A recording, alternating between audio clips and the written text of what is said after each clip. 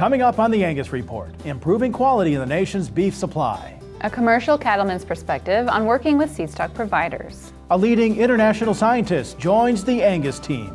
Plus, a look at how branded beef programs influence consumer decisions at the meat case. This is the Angus Report. Hello and welcome to the Angus Report. I'm Bob Cervera. And I'm Crystal Albers. Our top news this week. The evolution of genetic progress within the beef cattle industry continues to develop at a rapid pace. And while predictions for traits such as carcass quality and marbling have improved, there's still potential for improvement, especially for the overall beef business. Keith Belk, meat scientist with Colorado State University, says the Angus breed has made great strides toward improving end product merit, and more opportunity lies ahead. In some characteristics, we do really well at making genetic progress, and others we don't do so well, marbling being one of them. I think the only way that we've made a lot of progress in marbling as an industry, as a complete industry, is we've turned cattle black. But moving forward, we need to do what certified Angus beef and other branded beef programs have done, and we need to extend that across the entire industry if we're truly to remain competitive. I think that the change you're going to see in the availability of genetic selection tools will be the same kind of change we saw when we went from not having computers to having computers. That's the type of change we're going to see, the transformation that's going to occur. And so I'm excited about it. We just have a lot to learn about it yet. Belk was a featured speaker during the 2016 Beef Improvement Federation Annual Convention. Visit bifconference.com for more coverage.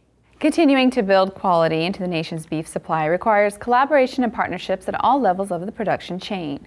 Commercial cattleman Bill Tucker of Virginia says he relies on seedstock providers to help navigate genetic decisions and ensure he improves with each calf crop.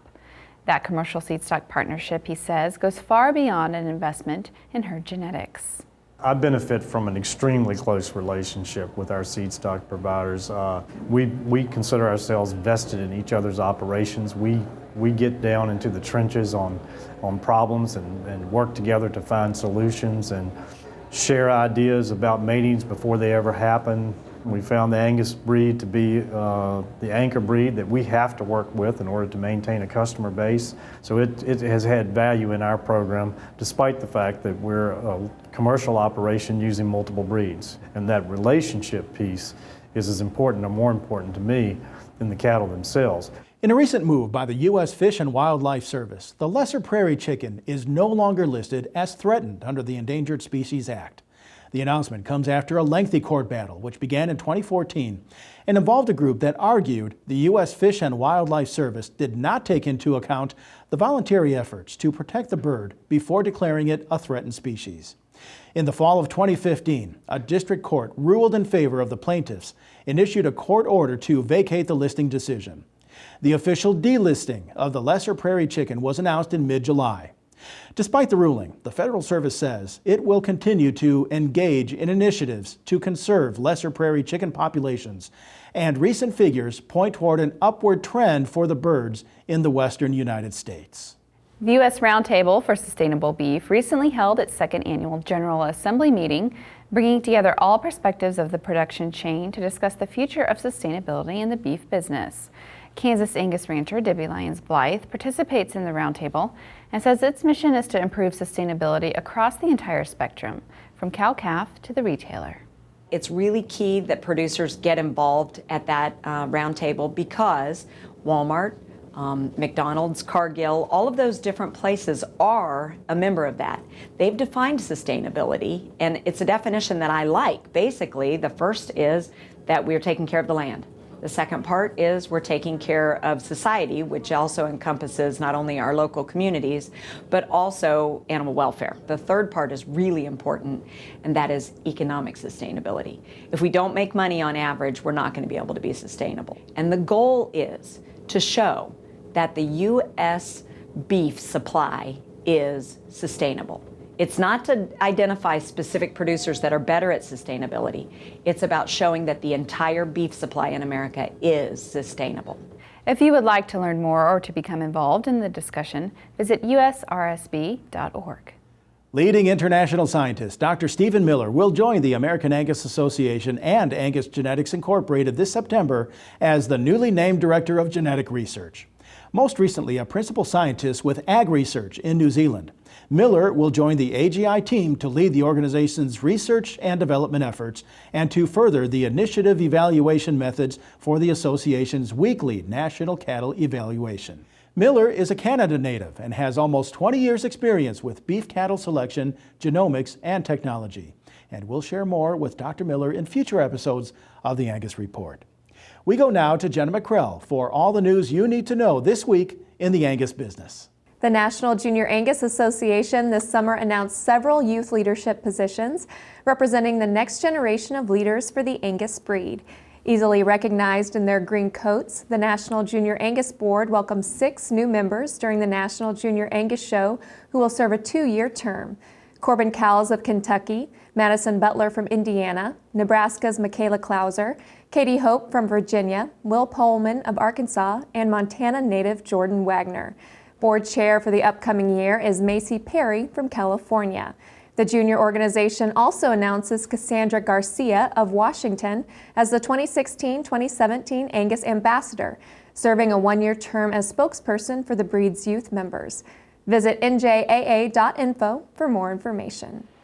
Certified Angus Beef invites cattlemen to attend this year's Feeding Quality Forum, held August 23rd in Grand Island, Nebraska, and August 25th in Amarillo, Texas. The events explore the dynamic cattle feeding industry and will headline speakers on grain and livestock markets, feeder cattle health, next steps for the USDA yield grading system, and much more. Go online to feedingqualityforum.com for more information or to register.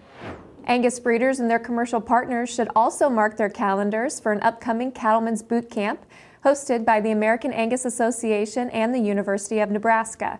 September 21st through the 22nd, participants will hear from experts on range and crop management tips, updates on carcass trends, information on bull selection, source verification, genetic improvement, and a look into the cattle market. Registration is available at angusonline.com until August 15th. And that's what you need to know this week in the Angus business. Thanks, Jenna. When we return, how branded programs influence consumer perceptions of beef. Then a report on the 2016 Young Cattlemen's Conference from Indiana Angus breeder Cody Sankey. Visit angus.media to continue watching this episode of the Angus Report. The Angus Report is brought to you by Merck Animal Health, the makers of Safeguard Cattle Dewormer. Healthy cattle perform better. Add Safeguard, add pounds. Contact your veterinarian or animal health supplier today. Have you discovered self-deworming cattle products? All the benefits of an effective deworming without all the labor, handling, and stress.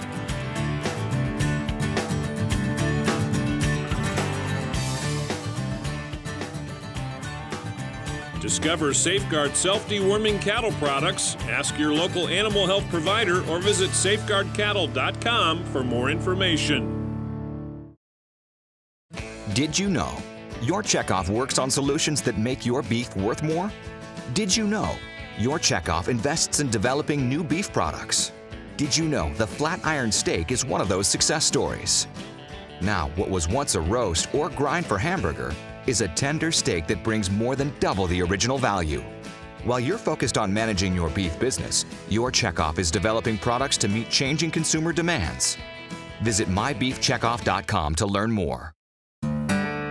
California, the High Sierras, the Pacific Blue. It's also a leading source for registered Angus seed stock. This fall, make California your first Angus choice. September and October offer more than 30 sales from some of the best breeders in America. And they've got quality Angus cattle that are performance and genomically tested and ready for work. To learn more about these breeders, visit CaliforniaAngus.com. California, your first Angus choice.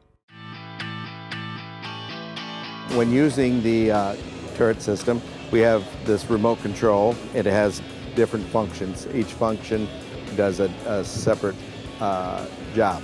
And the fact that you are outside, not inside, this is the unit that allows you to do that.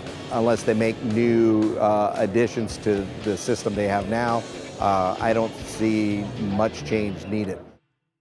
Beef quality is everyone's responsibility, including yours. That's why the Checkoff-funded Beef Quality Assurance Program is key to your future.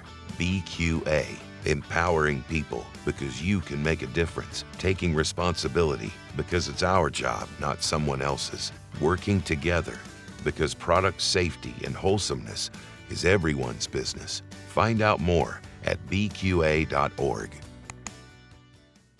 Horn flies cost cattle producers nearly $1 billion a year.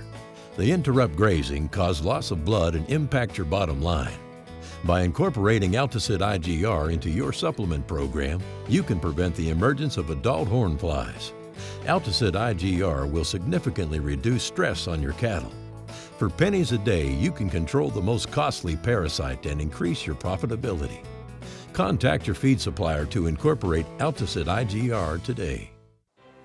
Looking to grow your business? The Angus Convention is coming to Indianapolis, November 5th through the 7th, with one of the nation's largest cattle industry trade shows attracting leading, quality-oriented producers from across the country.